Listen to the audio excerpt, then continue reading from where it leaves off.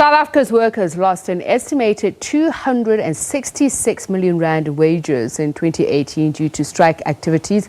The Department of Employment and Labour's strike monitoring report says during that period, work stoppages also reached the highest recording over the past 5 years. Strikes in 2018 reached a high of 20.7% and were joined now by Mutedi, who is the Director of Labour Market Information and Statistics at the department in our Pretoria studios. A very good evening to you and thank you so much for speaking to us.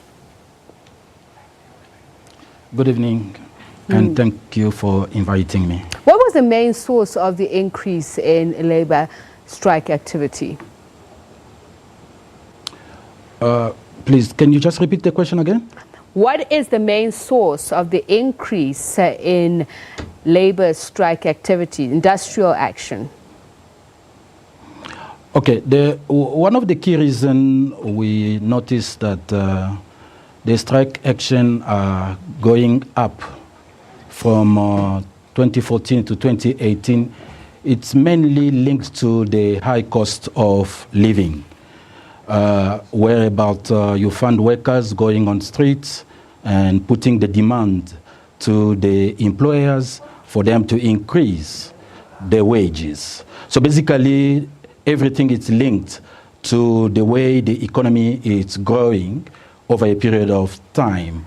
If the economy is stable, probably one will have some kind of sustainability in terms of workers coping with the cost of living in the country.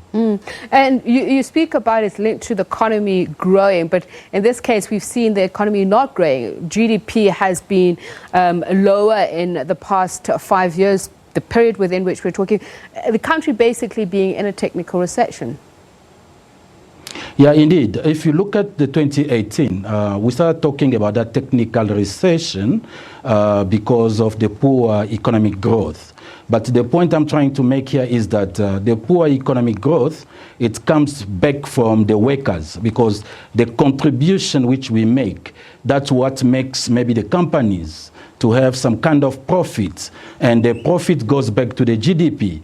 So if we find ourselves closer to the technical recession, it means that the level of profits cut across all companies is not quite substantive, which might sustain an increase, if I can put it in that way, in terms of the real wage. But at the same time, you find that we, as the employees or the workers, we want at least some kind of adjustment in terms of our wage so that we can cope with the cost of living, the living cost. Mr. Mutedi, let's talk about the community sector. I believe that accounted for the most number of strikes.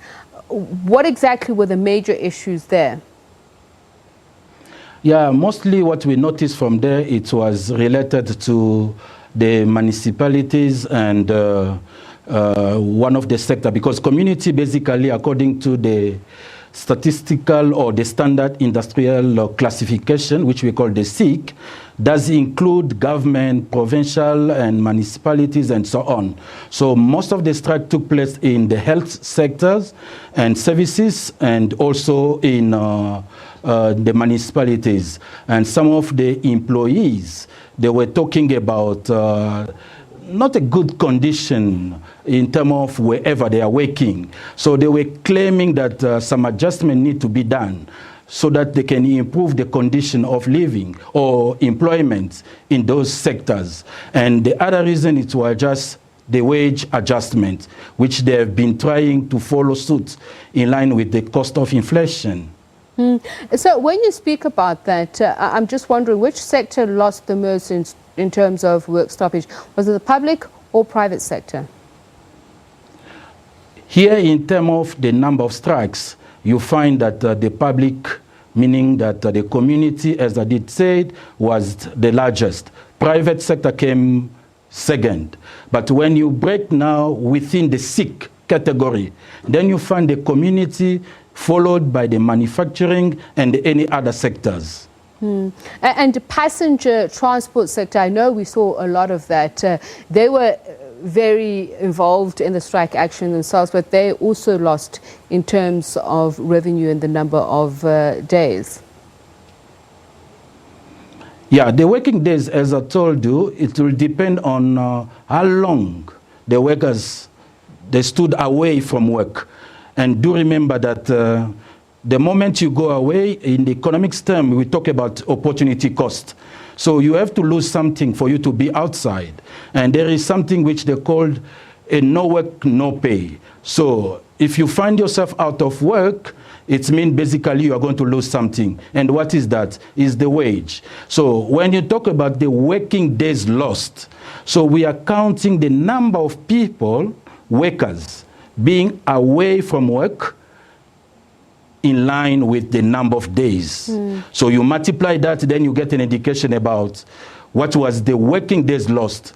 And if you look at the 2018, you find that more than 1.1 million working days lost, even though we had about 137,000 workers being away from work. So they lost their wage during that period. And that's basically the main impact of what we call the labor disputes.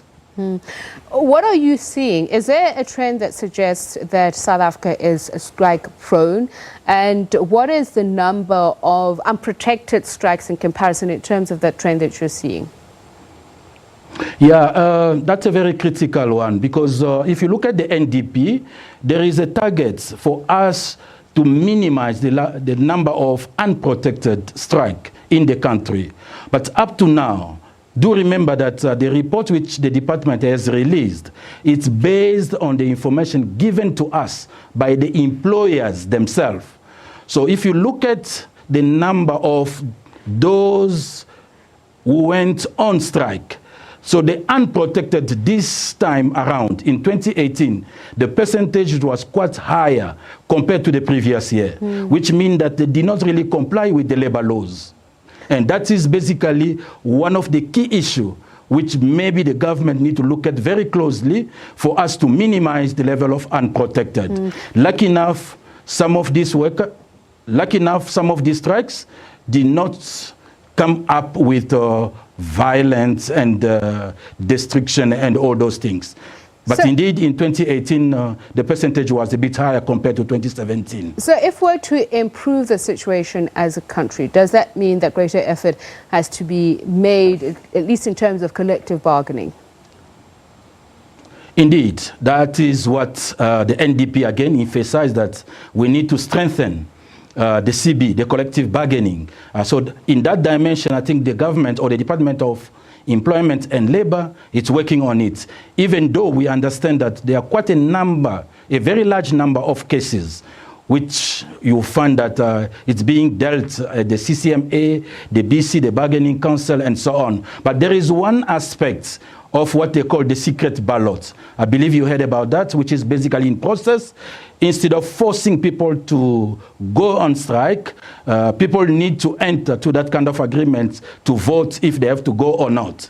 Okay, thank you very much for speaking to us. Abrams Mutedi is Director, Labour Market Information and Statistics Unit at the Labour Department in our Pretoria studio.